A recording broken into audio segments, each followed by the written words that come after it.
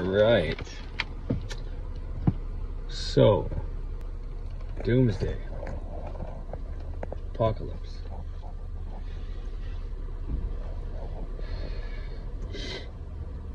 Are we in one? That's the question.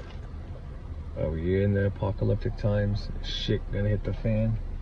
Are we all gonna die? Let's examine this subject today. Let's hear from two guys that I think were friends at one point, but I don't really know.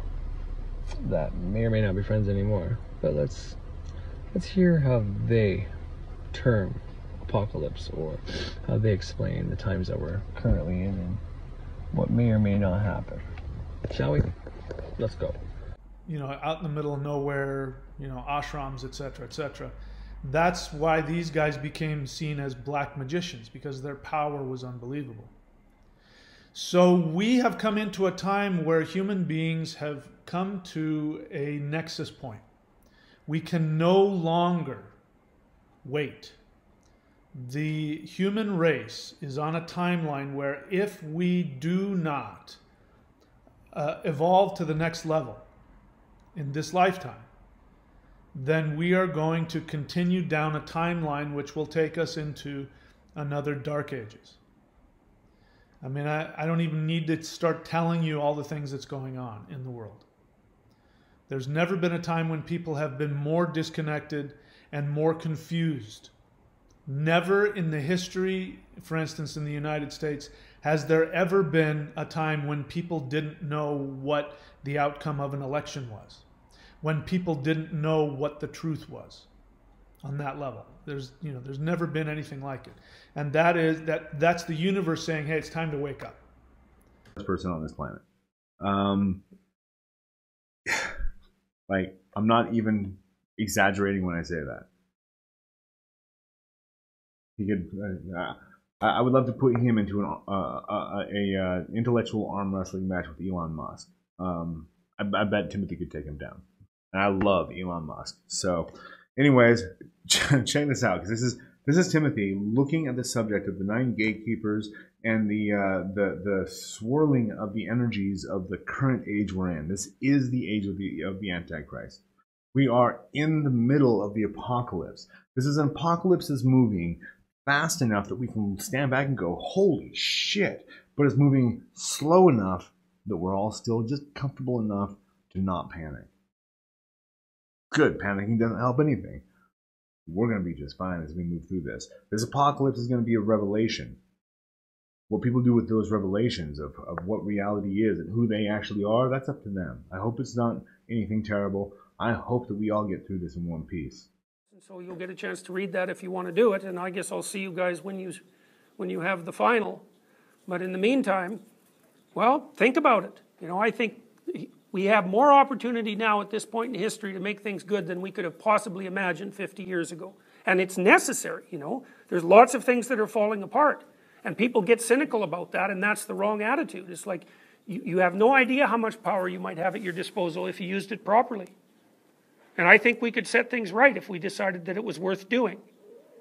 And so it certainly seems to me to beat the alternative, because in the 20th century, we bloody well learned what the alternative was. And it is as horrible as anything you could possibly imagine. So it seems to me that it's very much worth a while avoiding that, even if we can't make things perfect. So, see you all.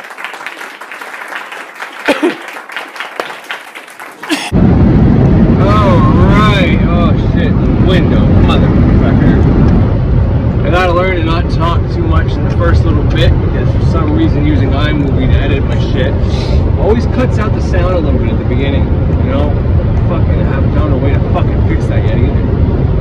Anywho, I think it's long enough. What's going on? I'm touking it today. It's not even cold, bud, so I don't know. My blood and my body's still cold though from waking up. Anyways, I'm on fucking 8-3 grind today, I think. I don't want to fucking do 10 hours. It's alright, my dude, though. My body's built for this shit. I've been working on the weekends too.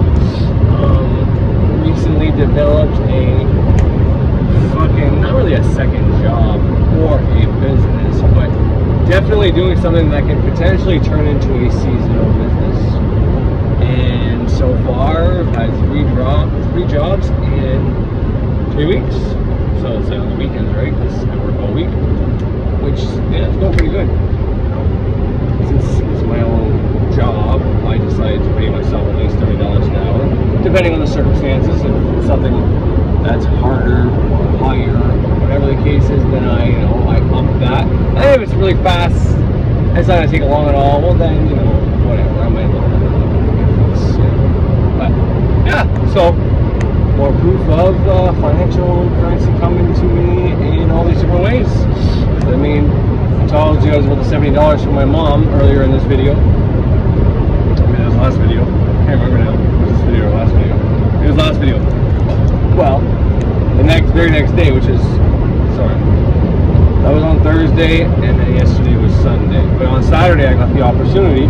Sunday, I actually got the cash after doing the work. Well, before doing the work. But I mean, another fucking $60 just for fucking 2 hours, It's pretty darn good. $30 an hour, right? So, it just is as it is. And it keeps going like this. And, there's a lot of fucking potential in what's going on with what I'm doing right now. And it's phenomenal. And seriously, like, my mindset's completely different than what it was a year ago. I wasn't working a year ago. Well, about a year and a bit ago. I was working when I was at Adidas, which would have been last year around this time, because I started in October of the previous year. I want to say that all makes sense. But, I started before 2020 began, and 2020 was the majority of my year at Adidas. I started October 2019, or November rather, one of those two, I can't remember. And then I worked almost the entire year in 2020, minus, a bunch of fucked up shit, summertime and all that. Then I stopped working after that. So yeah, no, I didn't work the majority of the year, that's bullshit. I worked from October straight till the first COVID crisis hit, and I took, I forget what it was, but a month and a half off. And then the summers when the shit went down with my wife, so then I took up until I recently started working with who I'm working with now, 3 months off. 3 months ago off, I can say it, about the 4 month mark. But all these things led up to what I'm doing today. And I mean, obviously this is going to be a big segue from what I was supposed to talk about, so I'll try to bring it back. Because the reason why I'm making the segue is because I added Jordan Peterson to the list of guys. I got Thunderwiz, I got EA Koetting, and then now I got Peterson there. So I just wanted to, and I like what Peterson says, because what T-Wiz says, there's been no time like this time. He's very vague about that, so we don't really know what he means. So I can't go and just tear him apart and be like, man, there's been way worse times before. Not only that, his judgment. Oh shit, come on, you gotta wait. Okay, I think that's good enough. I think sound's starting to come up now. Oh, fuck, I really don't know why it does that. Anyways, get a call from my wife just now that told me off, like, did you take the room keys for the bedroom? No, baby, I left them on the counter. Check all my fucking pockets, nothing in my pants, my coat, my pants underneath my pants. All of a sudden, I look at my hoodie and bam, there they are, and that's where her office is. And you might be like, why the fuck do you have a lock on your bedroom? 4 kids? Is that where you punish them? Fuck yeah, you know it, baby. No, that's what the firemen saw that one time. I have a video, if you go back in my history, my wife smells smoke, smells fire. And apparently there was something going on in the house and there's a fire. But anyways, firemen were like, why the hell do you have a lock on your door? And it looked bad then because it's like a padlock. It wasn't just like a handle lock. It was like a fucking padlock on the outside. Sure, I block people on the inside, whereas now, you can lock it from the inside, you can get out, right? But the last time was like on the outside, so it looked really all kinds of bad. But sorry, I coughed. But yeah. So anyways, we have that lock there because anything that doesn't have to be frozen or kept in the refrigerator, food-wise, gets put in our room. Alcohol. If I have my pills, when I had my pills, they go in there. Owens. Ritalin, which is a narcotic, which is an amphetamine. Everything is locked in our bedroom. If we're not there, we lock it. And even if we're downstairs, we know we're going to fall asleep on the couch, or we have an inclination we're going to fall asleep on the couch, or whatever the case is. My wife's in the shower and I'm not home. She locks the door and brings the keys with her in the bathroom to where she can see see it just to protect your children and keep that temptation away. You know, if they always have access to shit like that, as long as you have open dialogue, there's a good chance they won't do anything. But nonetheless, things happen, whatever. If they have access to amphetamines, alcohol, and all the food, whatever, all the time, then it's just really not good, you know, and they're more likely to fuck up. It's as simple as that. So what are you gonna do? That's what I do. That's the whole plan. That's what I try to avoid. But I locked the door because I don't even remember locking the door, to be completely honest. I think it was just locked.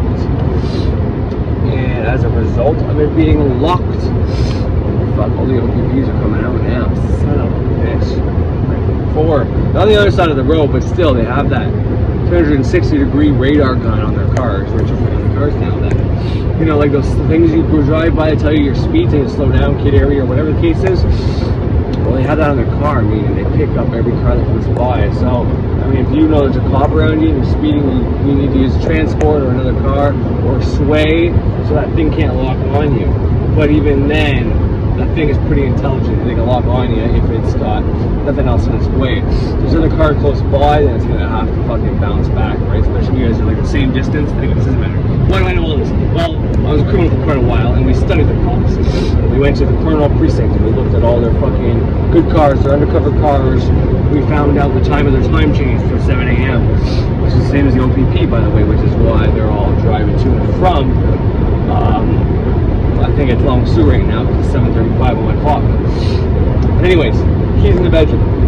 That sucks. And I gotta drive all the way back, 45 minutes fucking back, and then an hour and 11 minutes back to work, wasting at least 8th to a 16th to tank gas. No, at least an 8th, maybe even a quarter. But it is as it is. What are you gonna do? My wife needs to work. All her work gear's in there.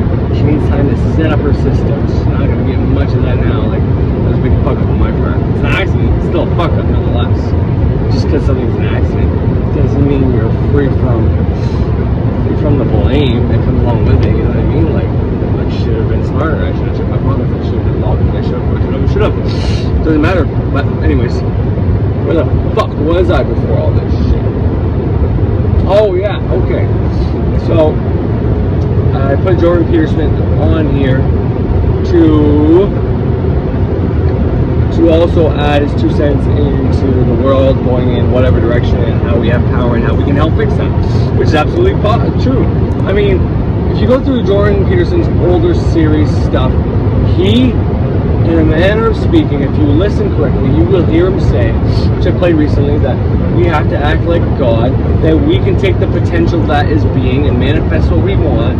He's talking about esoteric occult and new age and magic.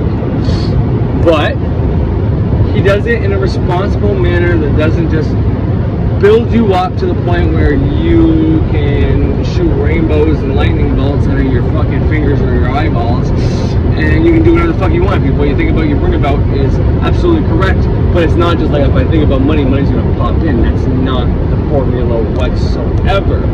What you think about, you bring about is a simple way to say it. Now, swine get a hold of that, they try it, it doesn't work because they are swine and they don't deserve the power, and then they tell you affirmations and new age and Western magic, doesn't work.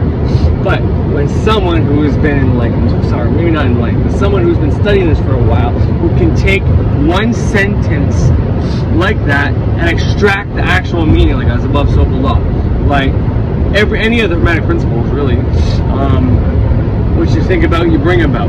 What you put energy to expands. All these little witchcraft is spoken on the way, or spoken on. Anyways, I can't remember what it is, but it's actually a line from from Stairway to Heaven. But so many one-word philosophies that you could take a lifetime to fucking study. And someone who's got the right correct mind, the witch mind, the magician's mind, can take a sentence like, what you think about, you bring about, opposites attract, like attracts like, which makes no sense, unless you understand that like attracts like in the other realm, and in this realm, opposites attract, male, female, so we're attracted to each other. Even two lesbians or two gays are going to be attracted to someone who's the same sex, like attracts like, but has the opposite energy as that, as more of a male vibe, if they have more of a female vibe, who has more of a negative polarity when they have positive polarity. Always going to be like that. Hence why like attracts like. You put that energy into the astral to bring on what you want to manifest, right? So that's what you think about, you bring about. You're thinking about energy. Like I said the other day, if I'm thinking about cops, constantly looking for them, and then the minute I stop thinking about it, opposites attract. I'm no longer worried about it. I'm not going to worry about the cops. I'm just going to fucking look at something else. Or perceivably, that's all it is. I'm just taking my mind off it. Get busy, get a call, whatever. I'm not thinking about it anymore. Then I can bring that into being. I can bring that into existence because there's so much energy into it, and then it's going to come into play. And it might not necessarily even be today. It might be a different day. But now the opposite attracts. I'm in that receiving mode. I'm no longer projecting in the positive, in the fire, in the masculine. In the fire state, you're projecting into the void, into chaos, into the woman, into the womb.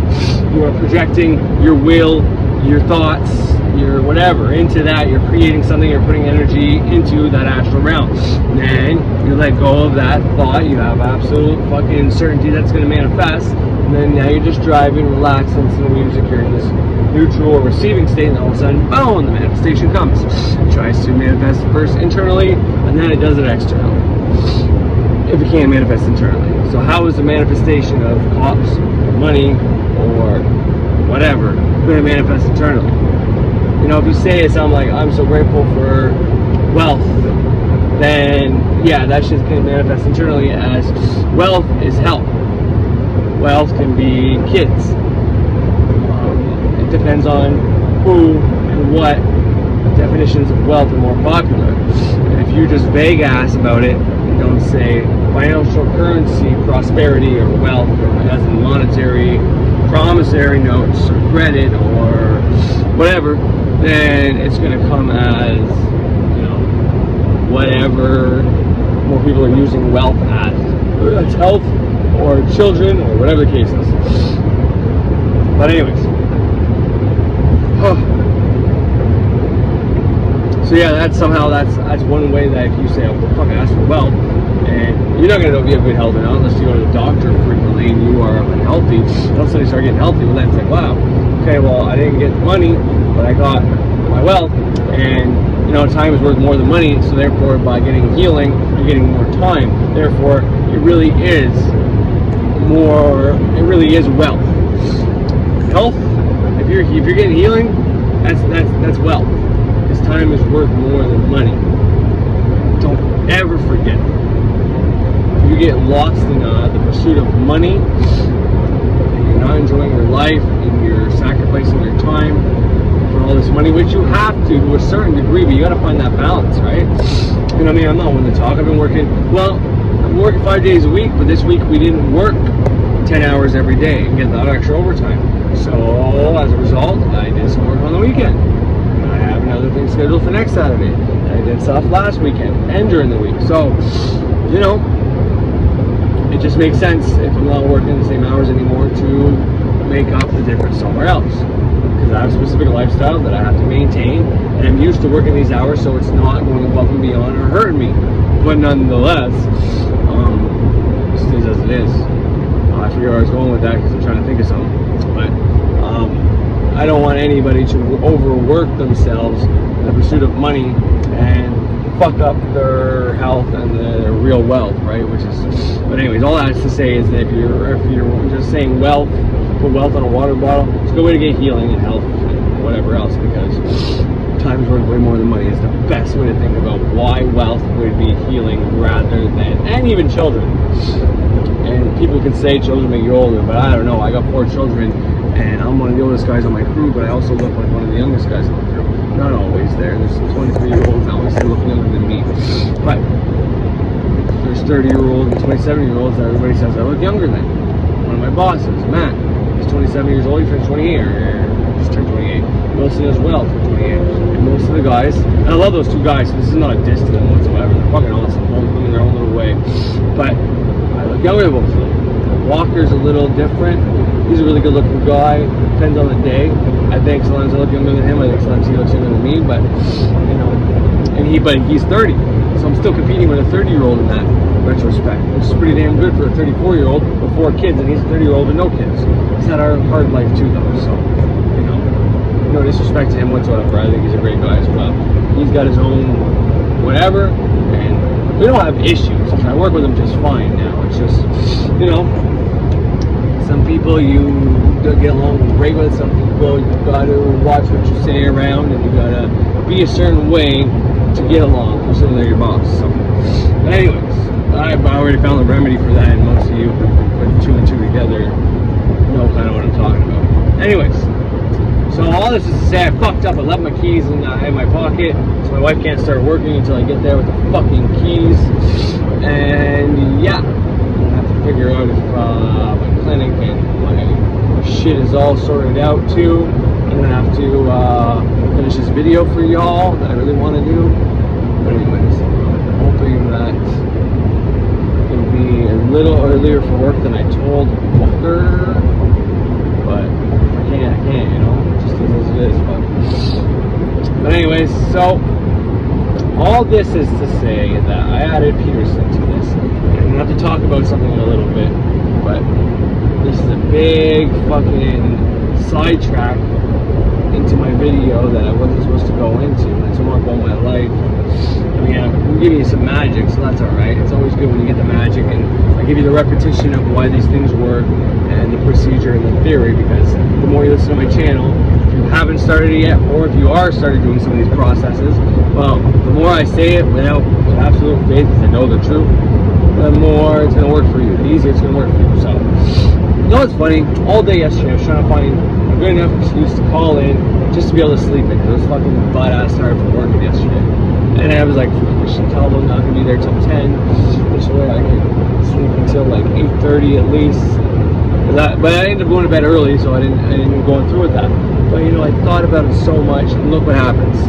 I try to get to work on time, and now I'm not going to be there till like 9:30 or later. You know, it just goes to show you. Thought about it for so long, and let it go off my fucking mind. And look, now I'm back in the fucking Cornwall. It's fucking almost 8 o'clock. And then now I have to re-leave and drive somewhere that's an hour and 15 minutes away. And it's still like at least 10 minutes away from my house right now, even though I'm in Cornwall. So I'm gonna get to my house around 8. So it's gonna be like, you know, 9 fucking 11 by the time I fucking get there. So it just is as it is, right? I mean, I'm not mad about it. I'm not mad about it at all. Just saying how funny it is that I wanted a reason to come in late today. And I just got said reason, right here, right in town. As it is, I guess.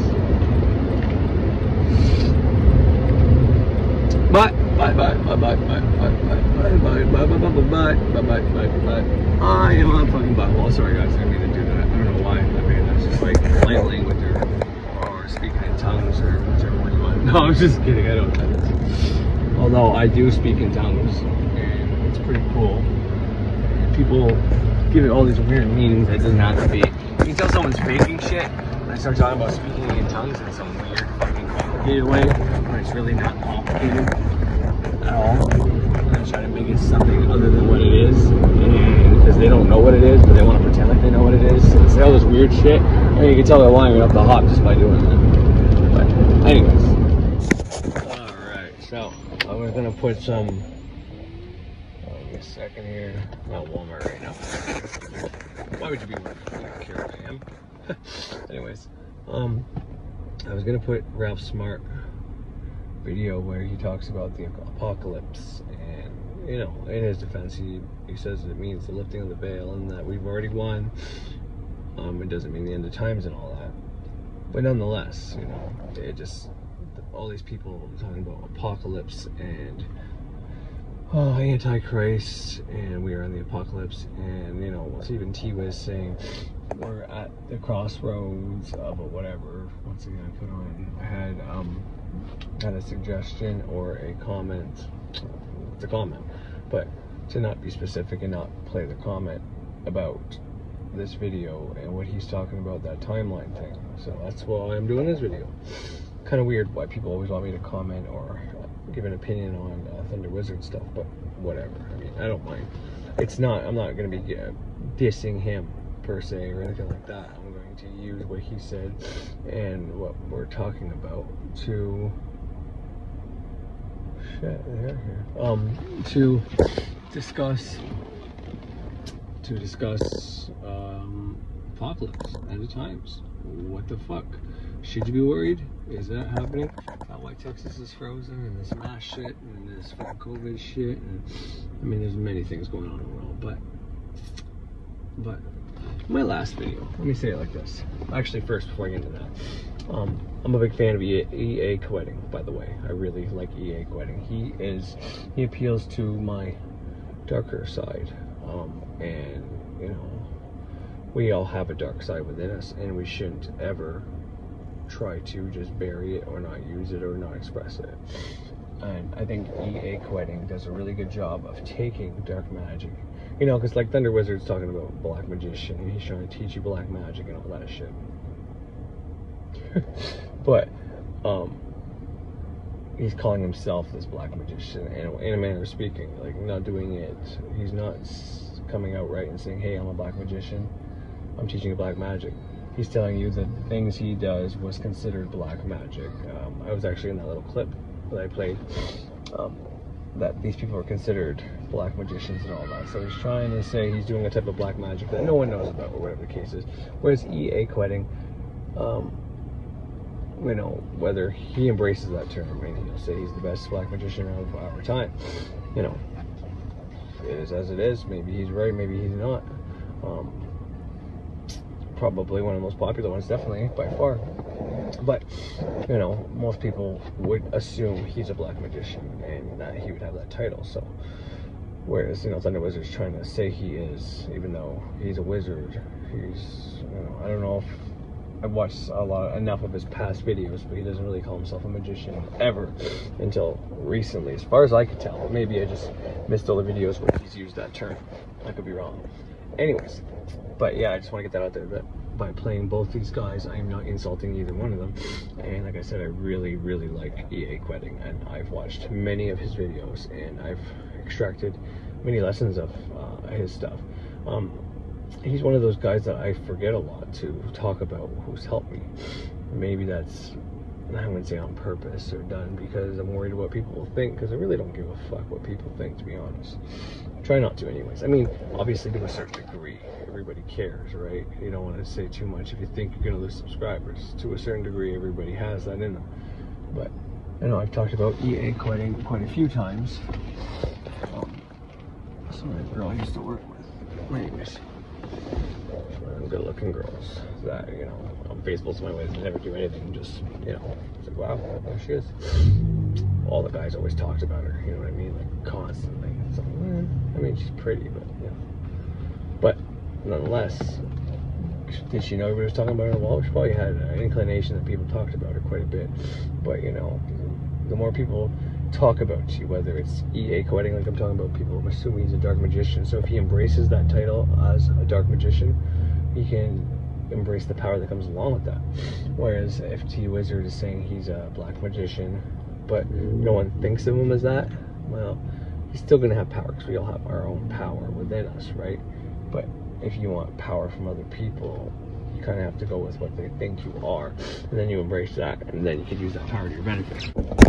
Alright, so yeah, I went off on a little tangent there about fucking whatever, so I just deleted that. But anyways, like I said, this is not to, I'm not insulting either T Wizard or EA koetting. I actually really like how EA koetting put that we're in apocalyptic times, and the way he described it, that it's going fast enough that we can sit back and look and be like, holy shit, like, what's going on? Which is true. You sit back and you look, you can kind of see all these different things going to shit, right? But at the same time, it's not going so fast that it's scary, right? We're still here. And before I get any further, I'll just straight up say, like, I don't think there's anything to worry about. I still maintain that I played that for Verge a long time ago, which he said he's been through a lot of doomsdays, and I can go through all the ones I've been through as well. There's quite a few. I mean, now this one is not so much people, I mean, there's people prophesying, obviously, whenever COVID-19 hit. All these guys that were always saying there's a doomsday coming were so happy, because, you know, it helps what they're trying to do, which is idiotic. But anyways,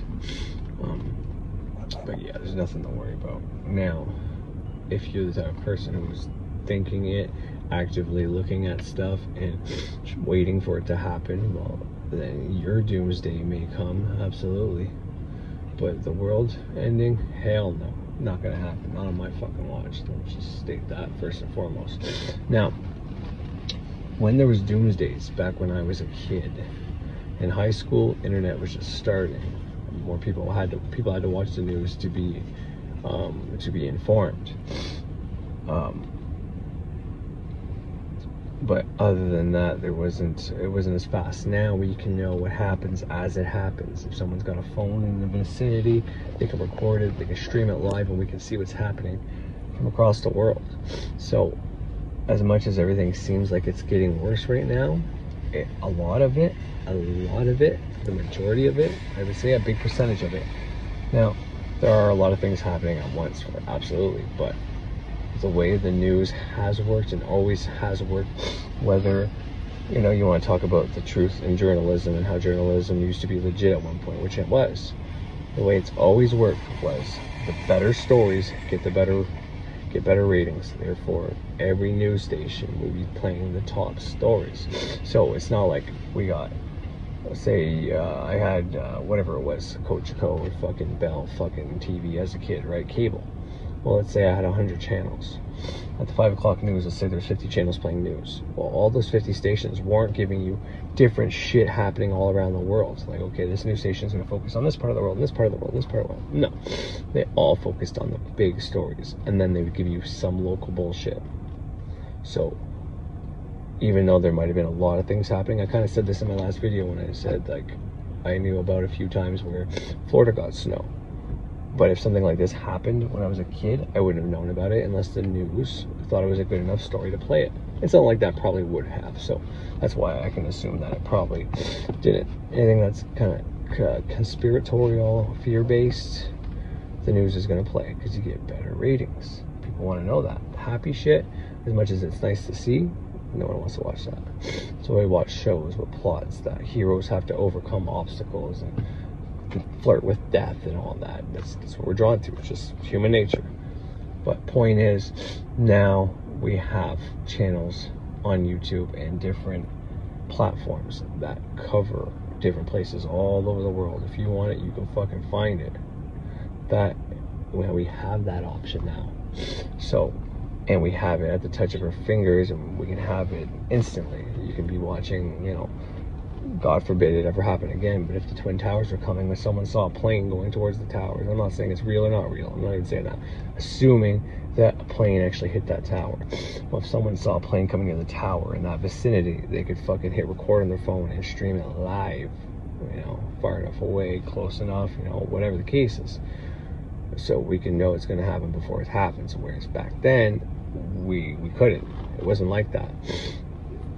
I can't even remember if phones had cameras or not. I think they started having maybe a decent camera, but maybe not even, to be honest. So that's just something I want to state there. It's very important to understand that, yes, maybe there's more, we got too much information at the touch of our fingers now, too much fear-based and conspiracy stuff, but it's because of the advancements.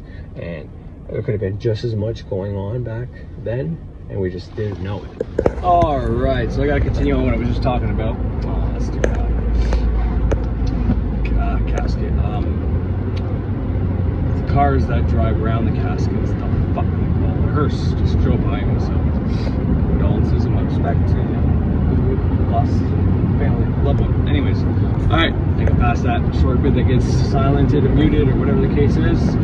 So anyways, what I was trying to go on, what I was just talking about was the fact that, media, when we were a child, a kid, me for example, in high school I can't remember if I had a fucking camera. I know as a young adult, after college, when I met my first fiance that I thank God I never fucking married, actually disowned me, shout out to her. She cheated on me and did a whole bunch of horrible things, but I did probably a bunch of horrible things to her too. So, it was reciprocal, and it would all depend on what you think is worse, right? But the things I did to her weren't direct. Anyway, it doesn't matter. But I owe her a lot. If it wasn't for her, I wouldn't have done the things I did. I wouldn't have stopped caring. I wouldn't have kind of went to self-destruct mode and just fucking start hustling fucking 4 times a day, 5 days a week, going up and down the fucking bridge by customs, moving fucking marijuana and coke on top of the smokes that I was moving, and then get put in jail. And I found out I come out of jail and she's leaving me because she blames me because she can't be alone, and I left her alone. It's like, maybe on purpose to find the cops, left her alone. I ratted out or whatever. So she had to shack up with somebody for a little bit of time I was gone, like a fucking month, probably not even, to be honest. But anyways, but thanks to her, obviously you hear a little bit of shit in my voice there, because yeah, I'm not happy about the things she did to me, because as I'm saying it, I'm kind of reliving what happened in those moments. Like the same sense, the minute I see my wife, my current wife now's face in the back of my mind, it's like all that shit was worth it. It sucked at the time. I mean, the jail I went to, they've had like, I forget how many murders in the last year, but there's been 3 recent ones at this provincial jail. We call Innis, we call OCDC, Ontario, Ottawa, Carleton Detention Center. It's a provincial jail, which, you know, it's not. There's one thing about provincial jails is they're shitty. They're like a shithole because they're a spot where people are waiting to either they're going to be released, they finish their time there, which means they don't have much time, or they're getting shipped somewhere to do a bigger sentence. So people aren't happy there. But anyways, there's been a lot of murders. I'd say 10 in the last year alone. And there's like their internal affairs version of that for like security or for guards has been involved for a while now. And now their presence is known, whereas they were just kind of under the covers trying to figure out. It's not guards doing it, but it's guards allowing it, I guess. Just not doing their due diligence, not caring enough, I guess. I don't know.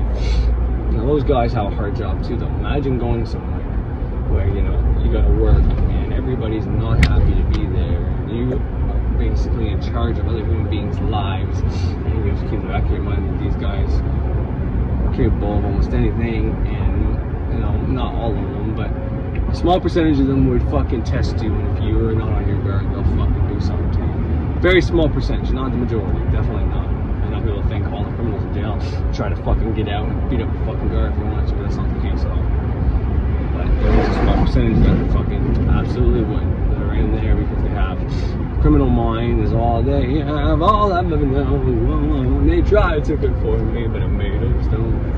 But anyways, so, but yeah, when I was in there, anyways, I've seen some shit too, like being in there. I've never seen anybody die, but I've seen what happens if you say the wrong things, ask the guy who runs the range, the dorm, the wrong fucking questions. I've seen us all put in this little fucking room because they're raiding your fucking dorm. I've seen guys come in there and there were 30 guys in the dorm. Well, I was one of them. Thank God there was 15 from Cornwall and 15 spread out from other regions. But so I was okay. And, you know, that's just luck of the draw, or, you know, familiar spirits, ancestor spirits. My witchiness that I didn't know I had back then protected me, you know. All these guys ended up being in jail because I had to be in jail and I didn't know anyone to fuck me. And, you know, it was like, there was one big black guy from the other side, because the whole Cornwall, every Cornwall guy was on the same side of the fucking room. School, 15 bunk beds, right? Times 2. 15 bunk beds times 2 on the other side makes up to 30 beds.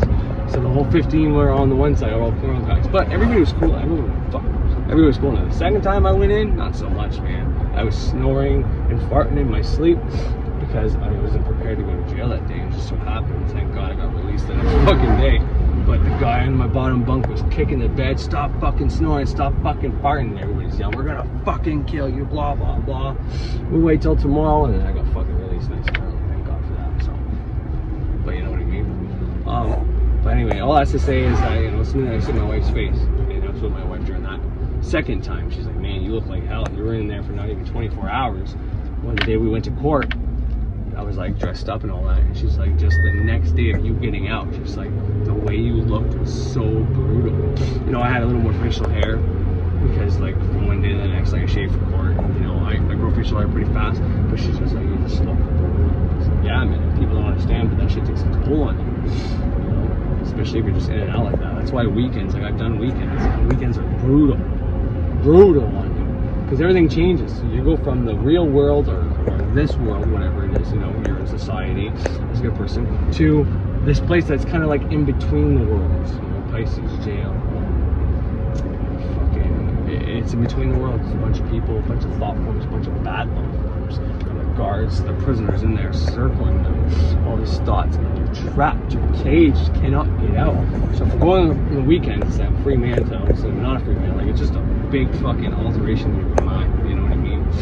And it's hard to keep your mind grounded when you're in a place like that where you just know you have to wait, no clock. You fall asleep, you wake up, it's like, has it been half an hour or has it been like 12 hours? Ask the guard, and the guard will tell you the first 2 times, but after that, especially if it's only been 10-minute intervals, and you're just waiting to get out, just stops answering you, you know what I mean? But anyways, enough about fucking shit like that. Point is, I'm grateful to my ex, Ashley DeSandia, for fucking me over, because it brought me to my wife, it brought me to where I am today. Like, for example, like today, which probably doesn't help, but the fact that I know I have a job doing my own thing in Cornwall kind of played on my, you know, whenever I forgot the keys, I have to go back home. It's like, what do I just call in and do this job so I can get the money that way? You know, I played on that. I was like, no, I told the guys I was going to be late. I can't just fucking say I'm not going to be in there today. I want them to honor my word, and I want to be there on time, you know.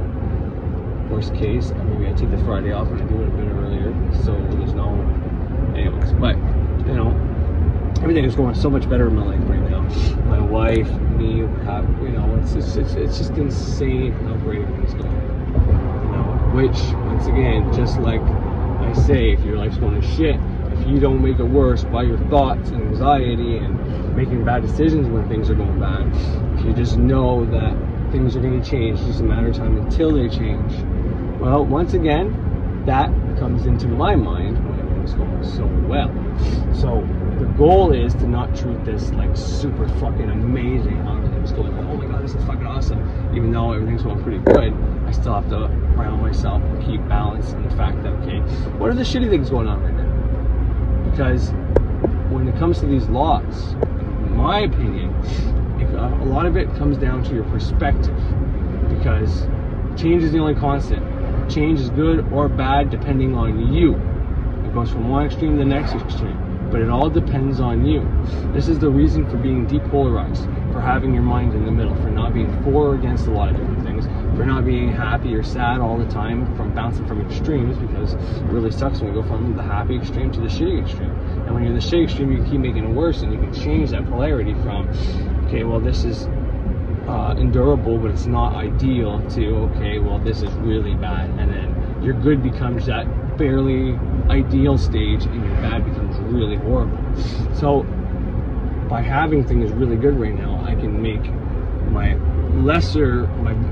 worst polarity be, okay, things are a little rough right now, but they're still pretty good because of all these things, you know what I mean? So it's just a matter of perspective. It really is. And this is, anybody saying shit's too intellectual when it comes to learning your perspective and how to depolarize and learning how to have positive self-talk and being able to change your outlook on things. Like when things are really bad, yes, you need to deal with those emotional things and all that.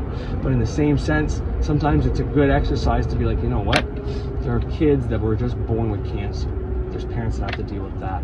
There's parents that just lost their children to some tragedy, some shooting. There's people that have done everything right and they just found out they have a disease, or, you know, some people that had sex the first time they got a sexually transmitted disease, or a 16-year-old or 15-year-old girl that just got pregnant and their parents are going to disown her and she thinks her life's over. There's a lot of bad scenarios going on right now. You could be one of those 22 people that died in Texas. You know what I mean? There's a lot of bad things, and if your shit is just some money issues that you potentially may have caused, or maybe a repercussion of shit that you've done, well then, that's great news. And I say, well, why is that great news? It's like, well, you fucked it up. You can fucking fix it. And the faster and the better, and the sooner you realize how you can fix it and start fixing it, the better and faster your life is gonna get better. You know what I mean? It's really that simple. It's not simple to do by any stretch of the imagination. And I'm saying these things, and I am a prime example of people fucking up their life, doing things. Most of the evil I've encountered was at my own fucking hand. So I talked about my ex just cheating on me and all that and leaving her alone. But, you know, once again, she was predisposed to cheating. When I met her, she had 3 kids. to was one guy more than another guy. The first baby daddy was an asshole to her. She met the second baby daddy while she was with him. And, you know, I guess he deserved to be cheated on or whatever the case is because he's an asshole. Who knows? The second guy, she ended up saying the same thing. You can't asshole, so she had to cheat on him. With a bunch of guys, and then me being the last one at that time. And then she left him and jumped onto me. And while with me, while I was working, I became the asshole that left her at home alone while I was hustling. And she didn't have to work. She didn't want to work at Star Tech anymore. We were both working at a call center, and then I started hustling. And she said, well, why is it fair that you don't have to work? You're making enough money, can I stay home? Sure. So I let her stay home. Whatever, to keep her happy. And then she got bored. So then she got a job at this fucking furniture place because she liked the guy working there, who she ended up fucking, and then leaving me for, who ended up hitting her, beating her up. So he actually became the asshole that she was calling all these guys. First boyfriend was an asshole, second boyfriend an asshole. She turned me into the asshole as well. And then guess what? When she leaves me, her last boyfriend actually turned into a beating, abusive asshole. So who knows? No, I'm not saying I was perfect or next to her, you know, but I tried to be a great partner. But, you know, I was hustling, I was addicted to coke too at that time, so, you know, but I always took care of her kids, I always paid the bills, I made sure everything. In fact, I'd give her the money for the electricity and she'd go piss it away. She wasn't addicted to anything but shopping and shit. But anyways, so, oh yeah, so I said that she fucked me over, was what I was getting at there, but in the same sense, it's like, I created that. I knew damn well what I was getting into when I met her. I chose a girl. Everybody told me she was gonna fuck me over. My mom had the worst feelings. Like, she's not a bad person for you, but just, you know, you get as far away as you can. Like, everybody knew. Everybody knew. Everybody was right. My boys, whenever I was inside, were watching the house, and they said back in the other quarry, which was his name, his truck was parked in front of my house or my driveway the whole fucking time. I was gone. Like, the next day, tell her I'm in jail, and I'm calling her every night, talking to her, you know, pouring my emotions out on the phone and everything's gonna be okay and all that. Meanwhile, this guy's quiet in the background waiting for her to hang up so they can fuck. No, I mean, that's brutal. But it's like, I created all that. That was all me. I created everything in my life. Every circumstance, every bad thing, my addictions, everything. That's on me. It's not on mommy and daddy that didn't love me. The parents do love me and they still love me and they were great parents. Couldn't ask for better parents, you know what I mean? Seriously, I couldn't. But all these things I did were on me. It was on me. I created everything. So therefore now, knowing that I create everything, I'm trying to create a great life. And being able to accept and reject thoughts is one of the best things I have learned how to do, which really helps me in the moment not accept shitty situations instead of them playing out. For someone who was diagnosed with anxiety when I had to go see a psychiatrist, because I almost got into a fight at my one job when I was working at Matrix, funny enough. Which means, anyway, it doesn't matter. But, like he said, because they thought I had an aggression problem. It turns out I'm just anxious. Although I'm pretty intelligent, so it's easy to kind of play a psychiatrist and not be completely honest with him, which isn't beneficial. But I ended up being completely honest with him by the end, and he still said the same thing. That I don't have an aggression problem. I do have an anxiety problem, and when provoked. He didn't say this, but being a Taurus, or at least identifying as my ascendant being a Taurus, very hard to get moving, but once we get moving, we can't stop. That goes for everything, like work-wise, to fighting, to relationships, anger, you know, everything. Like, we're stuck in our ways to a certain degree, but that's just like my conscious mind, mostly, which runs this whole fucking thing, right? Subconscious being in Scorpio, but anyways, I create everything. And with my anxiety, reject, banish, deny, and then accepting the thoughts I want really helps my anxiety to the point where I don't have to be medicated. I can get these anxious thoughts, these bad thoughts, and if for some reason reject, banish, deny is not working fast enough to reject those thoughts, I can simply focus on different breathing techniques that'll take me out of the sympathetic nervous system and put me as parasympathetic. That's what it is. Which parasympathetic is your relaxation, digestion, your immune system, all those functions, whereas the other one's fight or flight. And people have always think fight or flight is such a bad thing, but it's like, no, you need to be in fight or flight. When you're driving, when you're working out, when you're at work, it keeps you awake, you know? And then once you're done that, you get into the other one so that your immune system can go fight off any of the germs you take it in, your blood can swell through your body, you can relax, digestion happens, all these different things happen, you know what I mean? So, that's what I do. And it's been amazing. And the people I got this knowledge from is where I got a lot of the other knowledge from. So if these things work, most likely the other things are true too. And they all seem to work very well.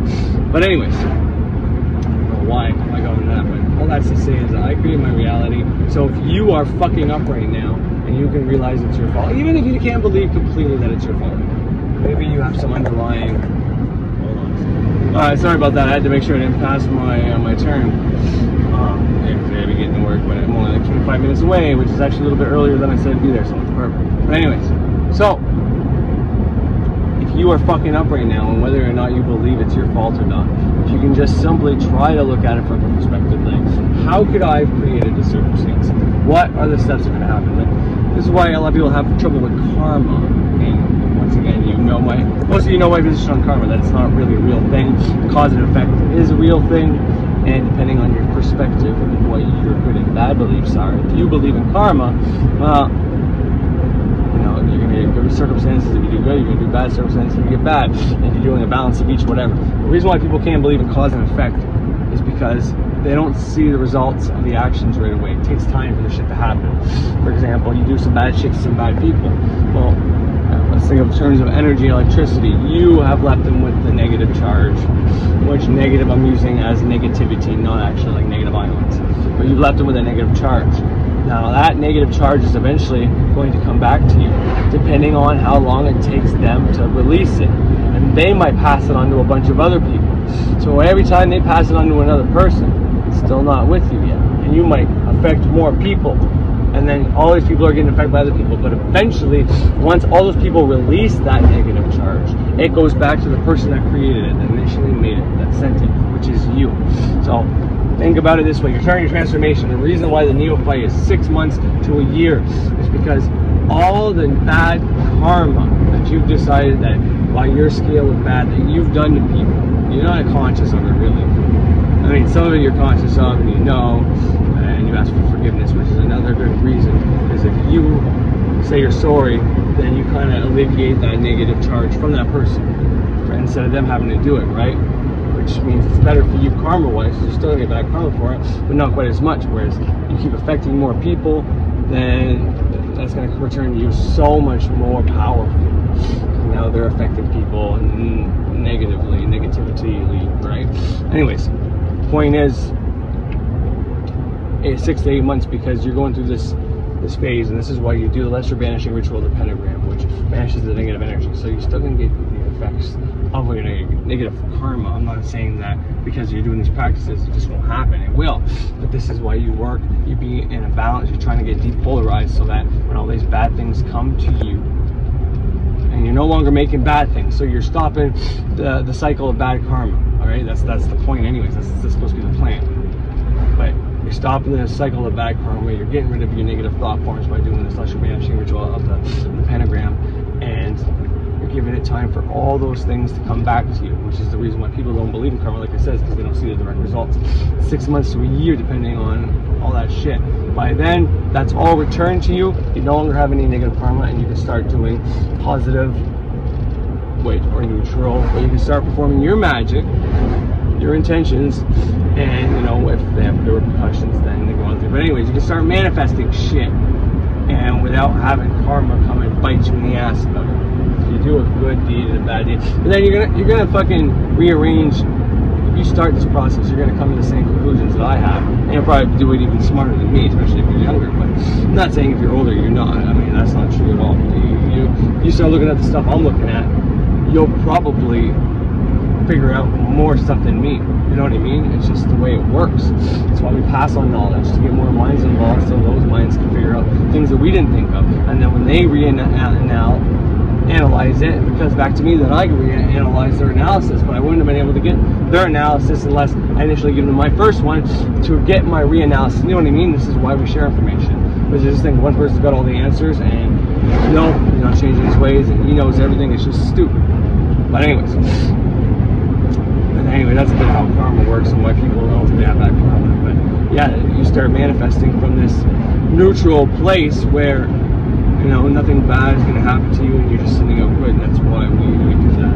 Anyways, but that was the reason why people don't believe in karma. Now I'm starting to talk about karma because of your actions. If you can trace back the actions and the bad things you've done, you can slowly start putting your life back together.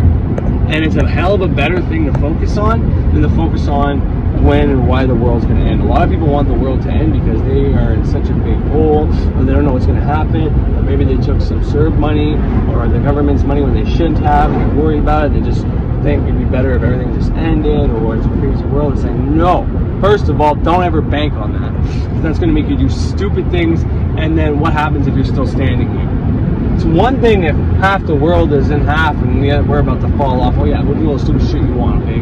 Odds are you're probably right. But when everything is still standing and it's, you know, these big tragedies and these weird fucking things are happening, but if you look at how many people die every year and you look at what's going on right now, if you don't see it jumping up by like at least a 20% change, and you got to take into account the population, right? The population increases, so the numbers are always going to increase.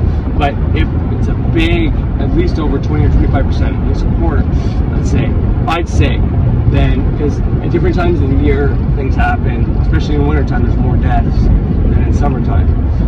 But it depends on what you're looking at. If you break that down, sometimes in the summertime there's more accidents, people are more cautious in the winter. But the first initial snowfalls fuck everything up for a while. There's a whole bunch of things you got to take into consideration. But it's a good guideline to go by is look at every year, break that down quarterly, how many people die in every quarter. Compare that to now and taking it how much the population increase. The population increased from last year this year by 2%. Okay, well then there's 2% of, take 2% of the population, whatever that is, 7 billion. If you take the 2% of the 7 billion, whatever that number is, you take that off the number of people that have died this year, and then check the difference between last year and this year. Okay, you can see if we have increased, decreased, or roughly stayed the same. Okay, and once again, winter time is harder on people, so right now it might be a little higher. But if you look at the trends from every year, you might see that falling. So if you just look from last year, this year, it might be a big increase right now. But if you start looking at all the trends of the other years, you'll see, okay, well, the first quarter, it's always been the highest point where most people died. Then comes spring, less people died. In summer, it jumped up and then fallen not so much. And in winter, you know, disease, depression, accidents, all this shit comes into play, right? So anyways, just a suggestion. So if you want to think the world's going to shit, that's what you should be going by. If you can find that information, that's going to be very helpful to you. And then you have my permission to start acting like an idiot. Until then, start putting your life back together, fix the things you can actually fix, start these spiritual practices, and you'll be on your way. Because, in all honesty, there's no reason to compare, but there's no reason to believe in these doomsday prophecies. The one thing I will say is, I think E.A. Koetting is right. I think Thunder Wizard's right. And I know Peterson is right. They said it all in 3 different ways, but they're all accurate. And the reason is that we are at a crux. We're always at a crux. It doesn't matter what time period you take. We always are choosing where the future's going. So I don't want to insult Thunder Wizard, but like what he said is right, but it's always right. So you know what I mean? Staying a statement like that's pretty safe, because you're always right. We're always choosing our fucking future. We're always choosing what timeline we're going on. And he's wrong when he comes and says there's never been a point in history. I mean, he might not be wrong about the fact that more minds are divided, but I think that's a good thing personally. Because here's the thing.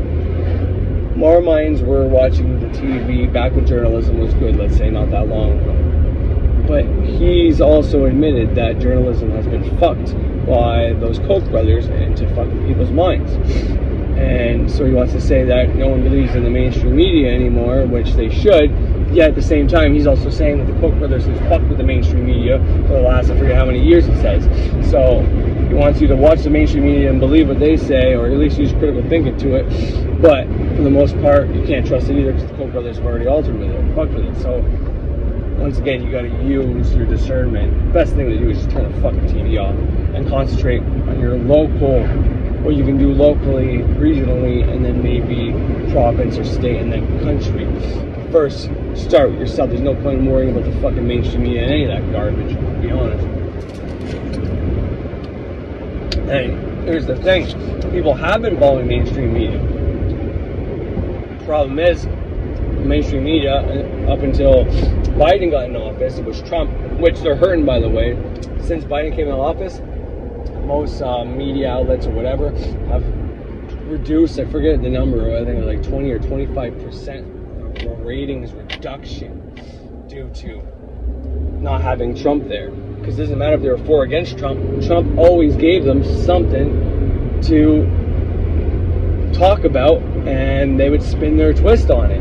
Which, I mean, there's crazy things going on in the world, which luckily Trump would talk about those, some of them, but it's like they're more focused on Trump than all these other things. So it's like, even if you watch the news, you weren't finding out other things. You'd have to go to other places to find more world news out, because Trump fucking news is bullshit. I gotta pass the bus here, which is so bad. There's a fucking car coming. Alright, well, I got it done. I'm not dead, y'all, so that's good. But anyways, enough about that Trump per se, but what I'm trying to get at is people who were either for or against Trump, and everybody was watching the news. Everybody was watching the news, but because there was two types of news, one for and one against, then you had half the population divided. So in the same manner speaking as him saying people should believe in the mainstream media, and he's not completely saying that, but that's what it comes out to be.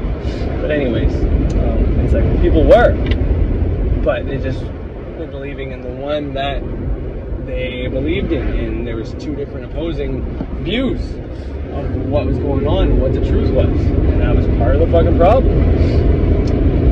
So is that good or bad? Well, I think two different opinions of how the world should be is better than just everybody believing in one opinion and going along with it, because then that's what happens in, well, like I said, Germany, the Nazi party, people were for, people were against, most people were for. Stalin killed, what, 6 fucking million people or more? People were for and against communism, and they all got rounded up and put into these concentration camps, one being the Gulag. So it didn't matter if you were for or against, you got rounded up anyways, you know what I mean? So it's like, and those people were watching the local news, reading the newspapers and shit in the 1930s, right? And same thing in Mao's China. In fact, China still is fucking communistic.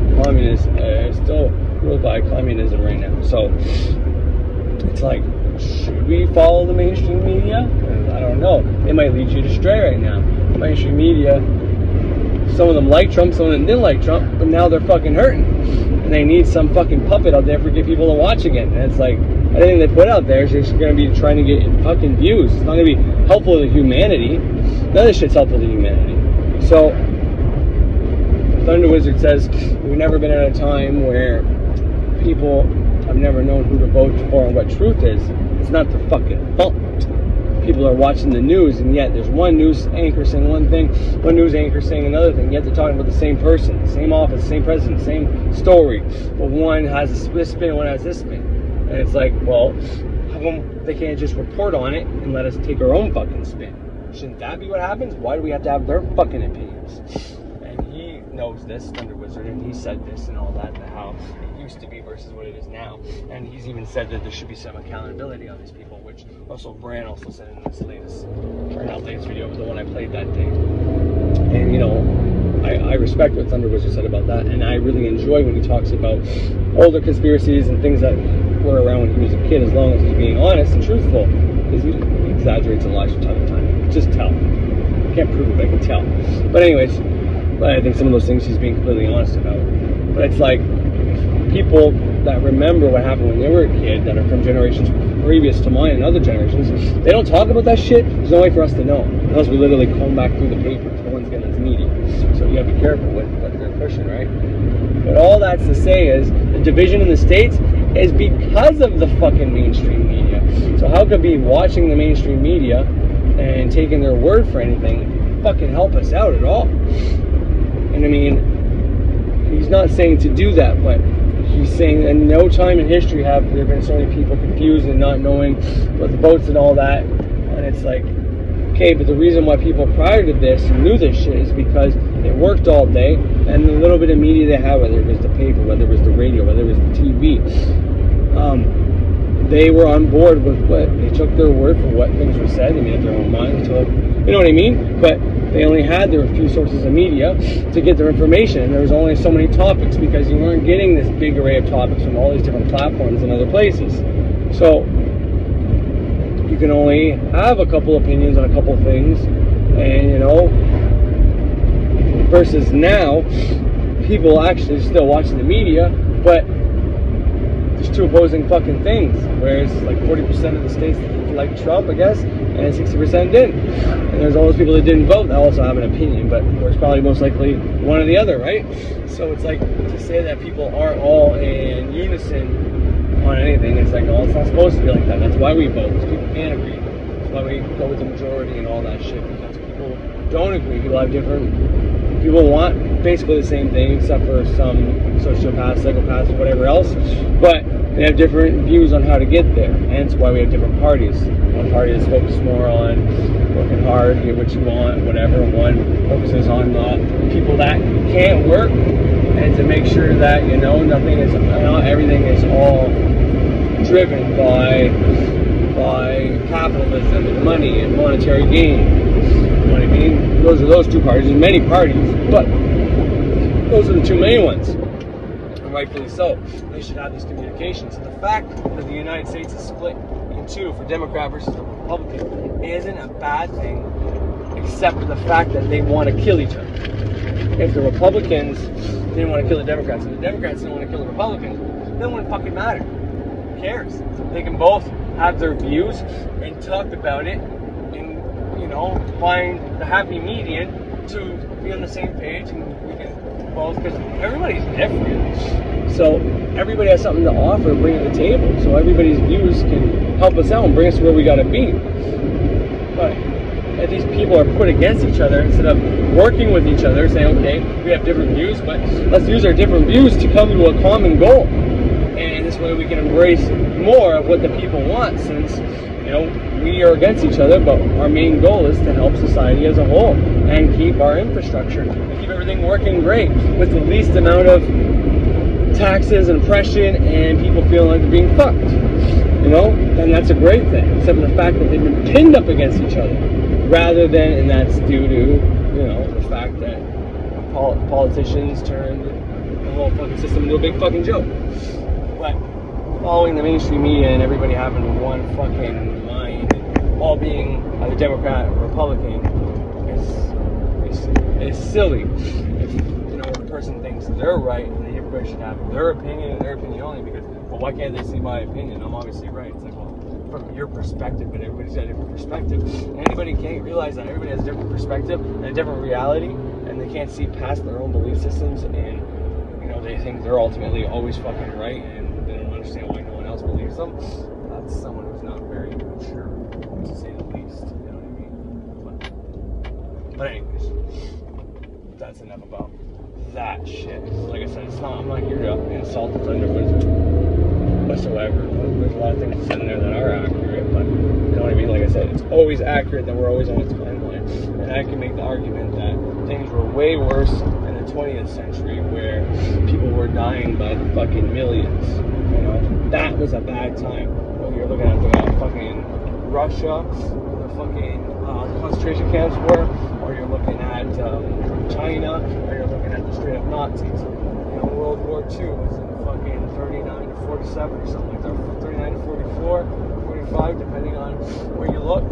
You know, that was pretty fucking bad. In World War I, I think it was end of 18, early 19s, I don't remember when that was, but you know, that's a little more than a century ago, and that shit's pretty fucking bad. So we haven't had shit like that. So to say now is like one of the worst times is not accurate, but what now is a beautiful time if you can discern between bullshit and true shit, because it's never been more accessible to get this knowledge. Call it a cult, call it esoteric, call it witchcraft, call it whatever you want. It's liberating knowledge, and be able to do so much yourself and stay at home and still make a living and be able to be home with your family and all this, you know what I mean? You know, yeah, COVID's fucked up and some of the other things going on are pretty fucked up, but there's always been fucked up things and there always will be fucked up things. But this time we have more information. You have to be able to discern what's good and what's not good, and that's going to vary between people, because not everybody's going to have the same truth, not everybody's going to have the same beliefs, and some people will be able to use, for example, Christianity and still manifest, and some people can't. Some people are going to be able to use witchcraft can manifest it, some people can't.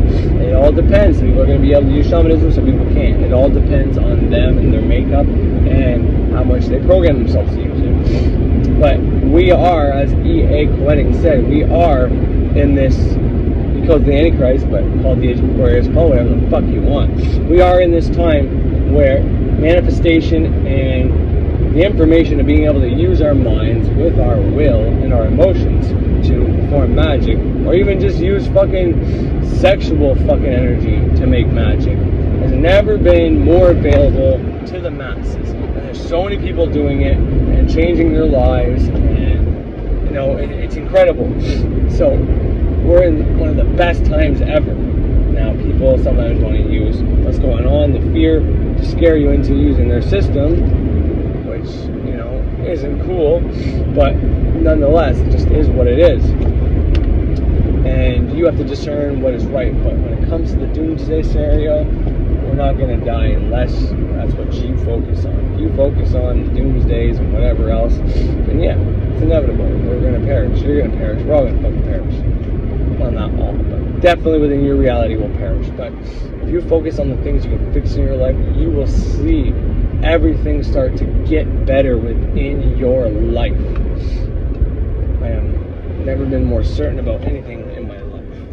Anyways, that work? Alright, what's going on? I'm going to finish up some of these thoughts and ideas. I don't know if I left anything open. I probably did. But yeah, the main thing I wanted to get out here was, idea I wanted to say was, anybody telling you there's timeline shifts or we're making decisions for our future and all that, that's always going to be accurate. I already stated that. What's not accurate is that this is the first time ever, or this is the only time, or whatever. We're always choosing what's going on.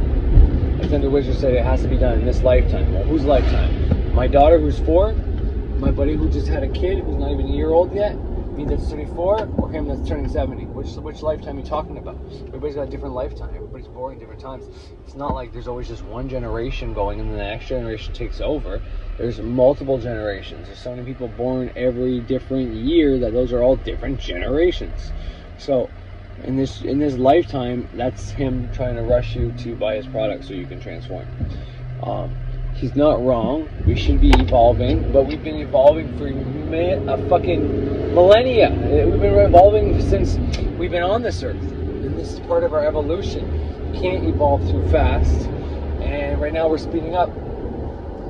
Right now, there's no doubt in my mind that because of what I know about how energy works, magic works, and all that, the more minds that know about magical systems, the more power there is in it. The more minds practicing and actually doing this, the more power there is in this. Once again, like I said last video, if there is an evil group out there, the last thing they want is 7 billion people, and that continuously increasing because it's harder for a small group of people to sway world events. You need quite a bit of them to sway all these minds, because when everybody's mind's involved, then there's all these different minds creating reality. See, no one has more power than the other person. People are more in touch with their power. People have been practicing longer, have better programming, whatever the case is, and they can do better things. But we are all creating a reality. So how do you sway billions of people? You keep putting out propaganda and fucking doomsday bullshit to try to bring about a bunch of people dying. That's why anytime there's something bad that happens, a bunch of people die, but not the whole fucking planet. And it never will happen. It never fucking will happen. And this is why putting out information like this is more and more important. But this is the age of Aquarius, and whatever that means to you is whatever it means to you. What it means to me is simply the fact that everybody is starting to get on board, and not everybody, but a lot of people, a big majority, are starting to get on board with the fact that we can create a reality. And the more information there is out there about it, whether it's true or not, it doesn't matter. It's still serving the purpose of it being true. Law of attraction isn't completely accurate. That's 100% sure true. But it is still serving a purpose, because people see that, they get involved, and then they either find out, think it's bullshit and they leave it, or they decide to dig deeper like me. Like I said before, when you understand law like attracts like, or where energy goes, whatever flows, or what you think about, you bring about. When you can actually understand these concepts in a way that makes sense, and not just like, well, if I think about money, I'll get money, or if I think about love, I'll find a partner, she'll just walk up to my door. It's like, well, there's more that comes into play. There's the 7 Hermetic principles. There's the laws that govern how this magic is done, and depending on your astrological chart, your energetic makeup, some things are going to be easier, some things are going to be harder for you. But we are in this time where information is so fast, and we can connect with so many people at one time that, you know, right now we're kind of all stuck indoors, and you can say that's a conspiracy so that we don't evolve too fast, or whatever the case is. And I can't tell you for sure if that's true or not, but what I can tell you is that if you focus on yourself, your personal space, you and your life, you will start changing your fucking life, because I'm doing it. Like I said, I got this. It's not a business. It's not a business yet per se, but it's got the potential to become my own, at least seasonal business, which is a great thing. And it wouldn't have happened if all these things wouldn't have added up for me. If I didn't get Avita's job, and then my wife fucking almost leaving me, and me taking a break, and then deciding to work with Damien because I can't do those shifts. And then from there, learning all the things I learned and being comfortable on a ladder. And then my neighbor coming to ask me, hey, do you mind if you come do my icicles because you just did your roof or whatever? And now I'm doing everybody's roof around here on my own, on my spare time. And is that because I did the candle first? Who knows? I did the candle. Now all these opportunities are being presented to me. What I do know is that I focused on myself and my own transformation. Turned off the TV and stopped worrying about outside events, because whether the world's going to shit or not, whether it happens or not, it's not something I can control. So I'm better off to just focus on the things I can control and stop subjecting that stuff to my mind. Stop putting that stuff in my mind. And that's what I did, and I'm reaping the rewards and the benefits. So, like EA said, there's no point in worrying about it, because if you worry about it or panicking about it, it's not going to help anything. You're best to be in the middle, depolarized, and not worrying about what may or may not happen before it even happens. That's what maybe they want you to do, or maybe that's just something they have people doing by accident. I can't tell you if there's a conspiracy there or not.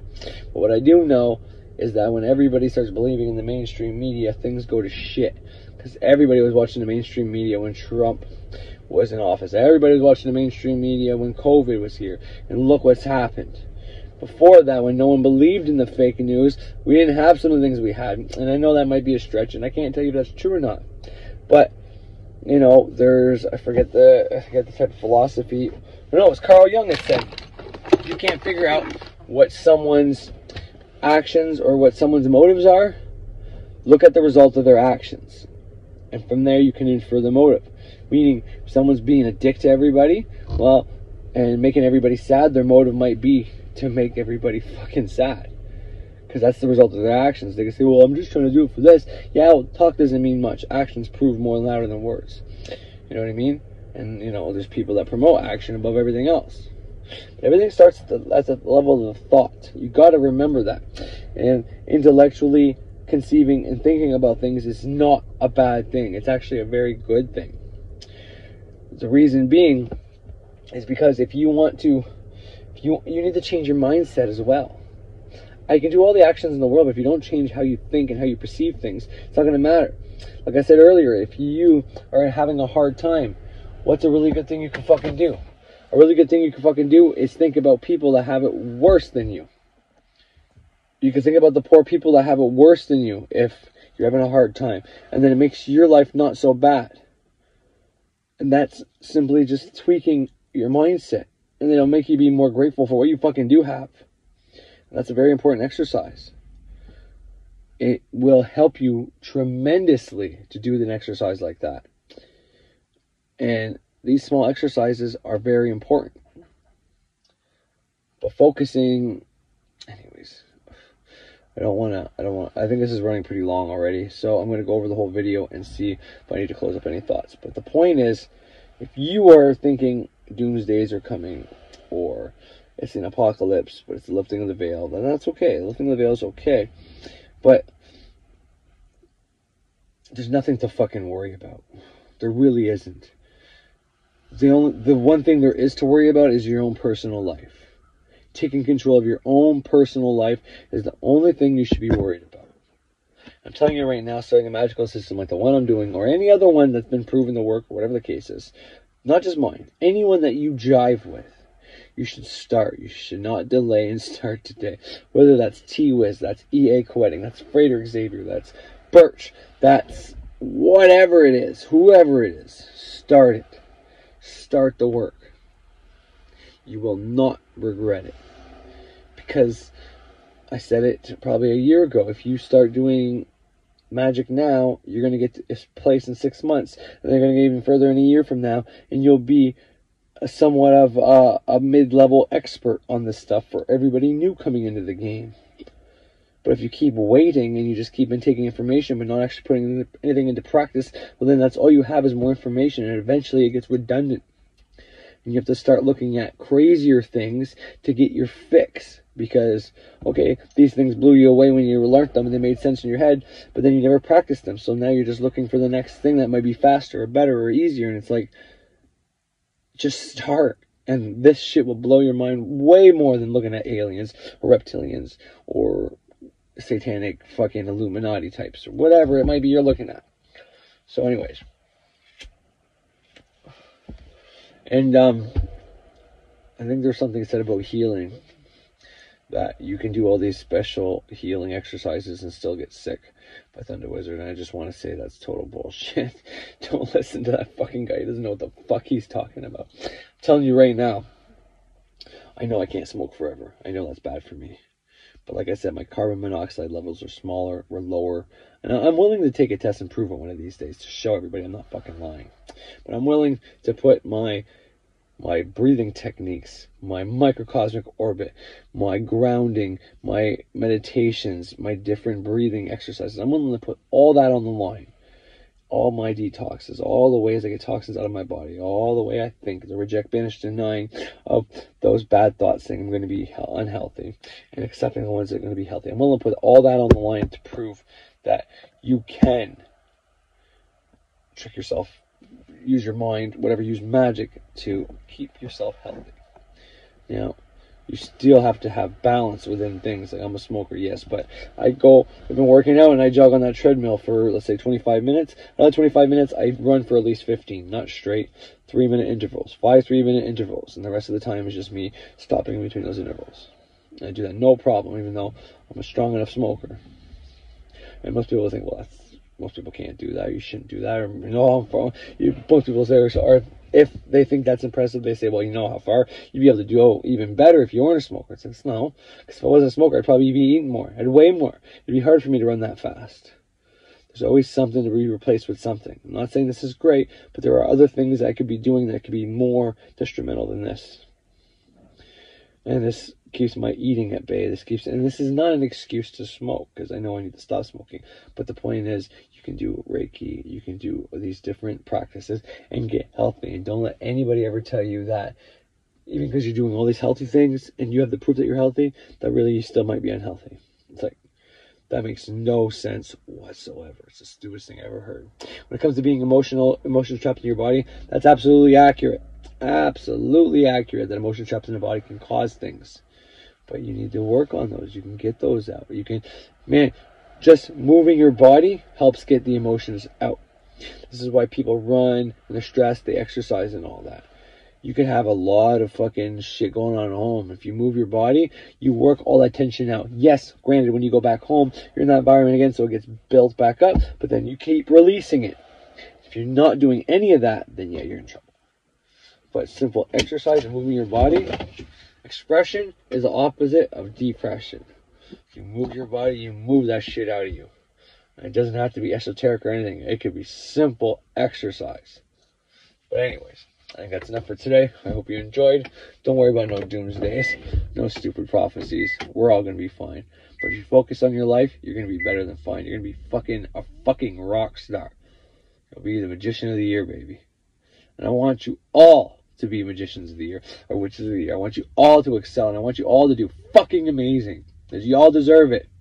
Because you're watching me. No, but seriously, you deserve it. Everybody does.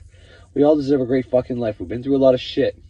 And our ancestors and the people before us didn't go through all the bullshit they went to get us where we are for us to think we have it worse than them. That's horse shit. The grandparents and the great-grandparents that died in wars and fought for our country would be rolling over in their graves if they said these motherfuckers from their computers think that wearing a mask in public is worse than us having to get fucking hamburger fucking feet and shot at and fucking all this other shit they had to go through. Are you fucking kidding me? You whiny little bitch. How dare you think you have it worse than I do right now? So let's not let them down, because then they won't help you out. It's simply preparation for the real power and the true sorcery that flows through me now. And you know what? I'm not special. I am not. I'm unique. I have my own unique things that I bring to the table, sure. So do you. You don't need to have special initiations by people who think they're special. You don't need to have a special bloodline. You don't even need to have a life full of supernatural experiences in order to push your ascent to the furthest level. All that you need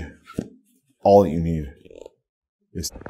Alright, so what he says there is pretty profound. Now the next thing he says is all you need is Satan. And I should have played it, but I didn't. But I want you to know that Satan to him is his representative of God, the Logos, the divine. It was what was allowed him to do what he has to do. Now, maybe I wouldn't use that word, but when I do a candle for Saturn, I put Satan on there often too, and that's my representation of him. Whether he would agree with that or not, I don't know. Maybe it's a whole different being, maybe it's the same being. I don't know.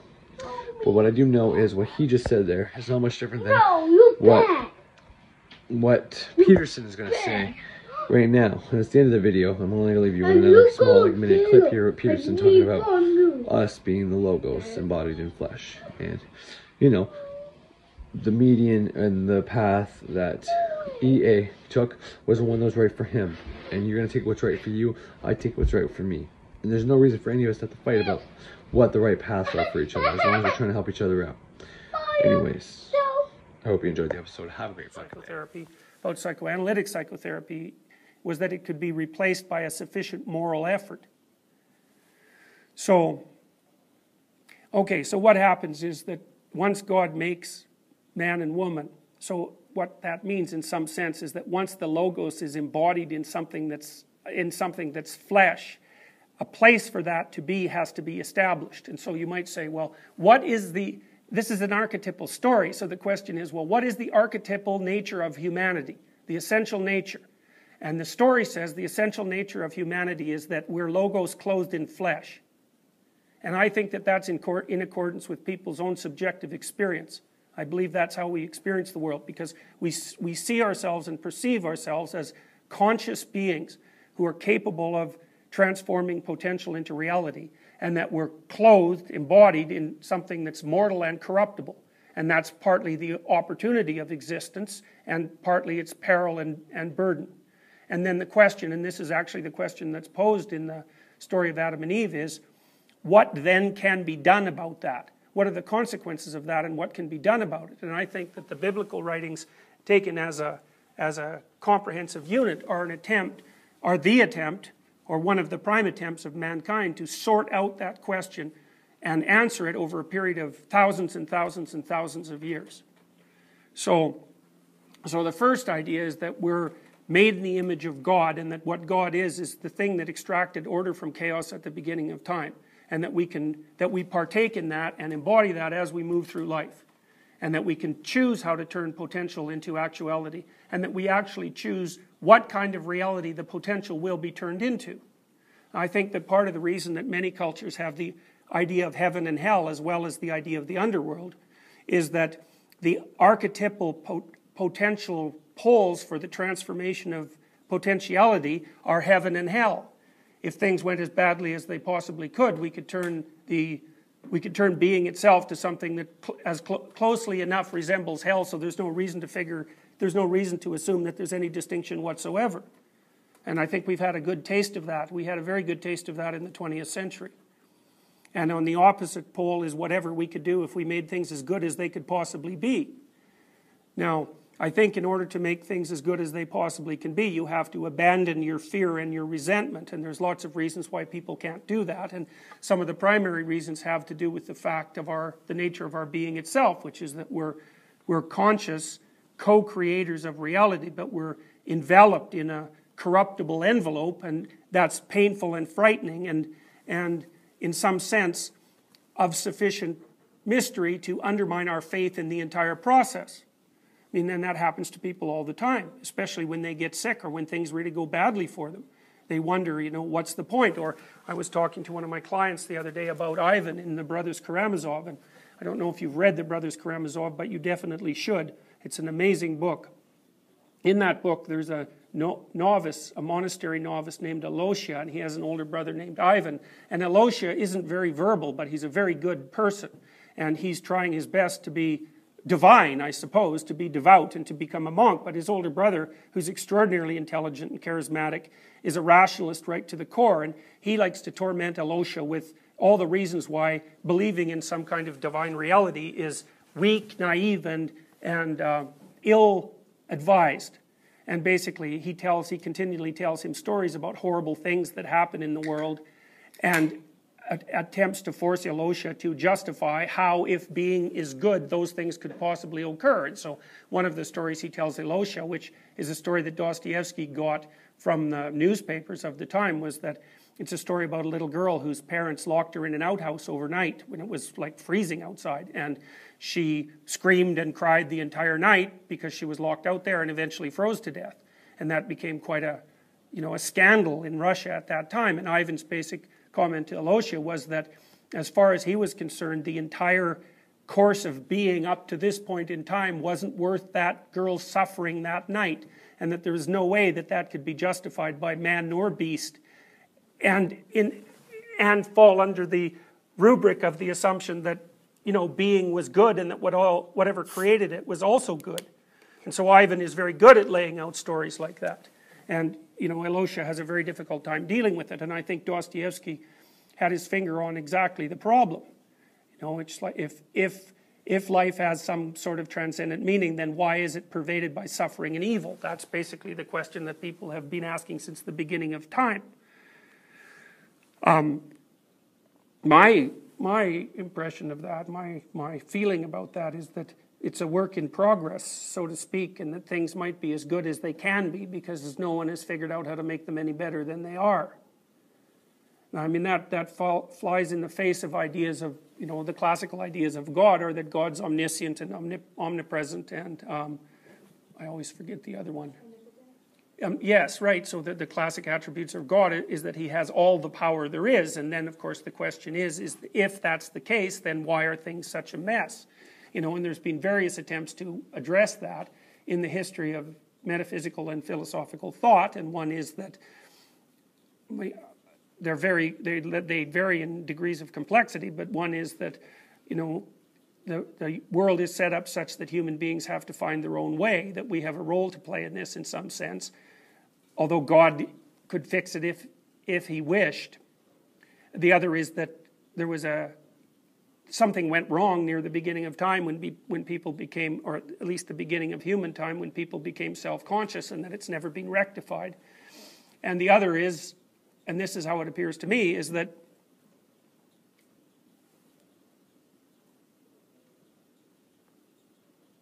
it's something that has to be worked out as time progresses. That the nature of perfection can't be predetermined. It's too complex. And like, you dumbfounds me, because what he just said there's so much there in that, from the omnipresent, well, God and all that. But right now, I know I said the video's already done, but I just have to add this in. God can do everything, then how come he doesn't do anything? And one's that whole free will thing that we get to pick to choose.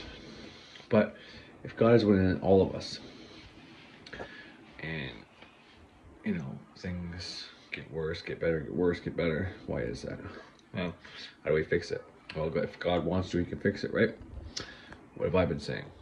If you start by fixing yourself, you will fix the world.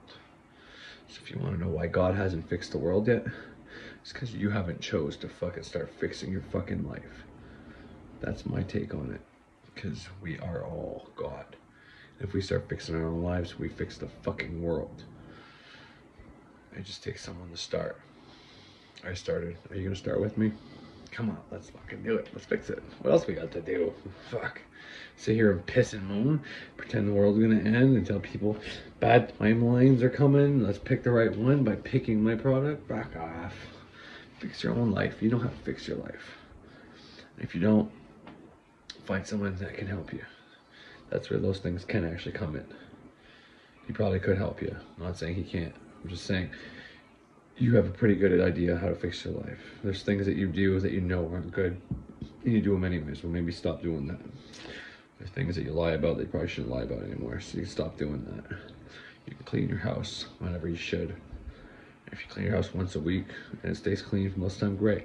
Clean your house once a week and it gets messy after, well then maybe you have to talk to your kids and get them to start cleaning, and maybe you have to clean more too by example to teach your kids. There's things you can do to help. There's magical systems out there that can force the suggestions into your subconscious, and once it becomes a fucking habit in your subconscious, you have no choice but to follow that. You can change the world.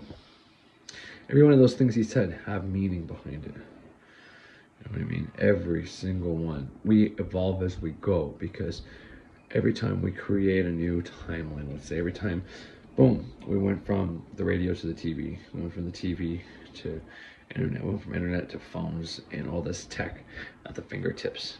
Well, every time we evolve like that, there's more problems that come along with it, and then we have to solve those problems. So it's not as simple as God just saying everything's fixed, because we are evolving, we're getting smarter. There's not a point in time where we ever got dumber. We always get smarter. A lot of people say there was a reset and people were just as smart as we are now back then, and I can't tell you if that's true or not. Sure is a whole lot of fucking proof of it, but who knows? The point is, we're always evolving. And there's new problems that come with our evolution. So everything, every offer, every answer he gave an offer to is a good response. You know, like I said earlier, EA said through Satan, he found his potential and his power. It's because he's drawn to that kind of stuff. That's what it needed to be for him because of what happened to him, Christianity, whatever the case may be. It doesn't matter what name of the deity you believe in, as long as that deity gets your life in order for you. If you're following the Christian way and your life is a mess, but you're still going to church on Sunday because you don't want to go to hell, well, maybe you need to start thinking about something different. Maybe you can still keep going to church, but you can make some changes that can give you some results right away. You know, maybe if you're doing black magic and cursing people, you might need to think about maybe stopping cursing other people and look at why you need to curse so many people. Now, I'm not saying not curse people. I'm saying sometimes people need to be fucking dished. Some people, you need you to dish out the karma to them. You know, there is times for that. But only, like, you know, you have an internal guideline for that. And if you're just butthurt because someone proved you wrong and you were wrong, but you didn't like being wrong, so you decided to curse somebody, it's like, well, no, you're fucking wrong, man. Deal with it like a man. Don't go around cursing people just because you're fucking wrong. And I mean, I'm not one to talk. I've done some black magic, and everybody knows that. I made it very public on here. I don't do it, I don't practice it, but I can. It's always good to have this knowledge of it, can understand stuff. But the point of all this is we are the God. There's no God up there about to fucking end this bitch. He's in us. He's with us. We are it. And we have to understand that we're part of this. We all are part of this. We don't all have to be on the same page, but we all just gotta focus on our own fucking lives and not worry about things out there that don't really affect us. And make big videos and spiels about how it's crazy that so many people believe in this and this and this. And who gives a fuck what they believe? They'll figure it out and they'll fix their life, but you telling them proof and arguing with them isn't going to help. How could it? If it would have, they've already believed you, but they just come back to your channel to argue with you. You know what I mean? It's just, you got to focus on fixing your life if you want this to be fixed. And maybe you don't want this to be fixed. And if that's the case, you need to understand why you want this world to die. And if you're going out there promoting and pushing conspiracy stuff because you want the world to end because of your sad little pathetic life, well, I hate to tell you, but your life will probably end because of what you're focusing on. But you're not taking anybody else down either. You may try to, but they'll come back. They'll understand. And they'll see through your bullshit.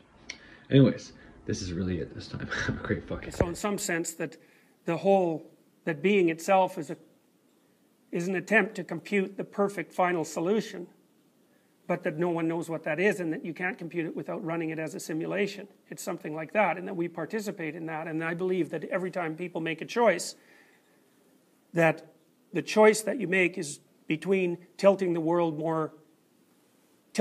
in a direction whose final destination would be something resembling hell, or tilting the world in a direction whose final destination would be something approximating what that is, and that you can't compute it without running it as a simulation. It's something like that, and that we participate in that. And I believe that every time people make a choice, that the choice that you make is between tilting the world in a direction whose final destination would be something resembling hell, or tilting the world in a direction whose final destination would be something approximating heaven.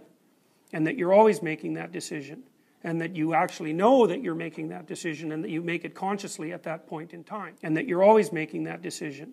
And that you actually know that you're making that decision, and that you make it consciously at that point in time.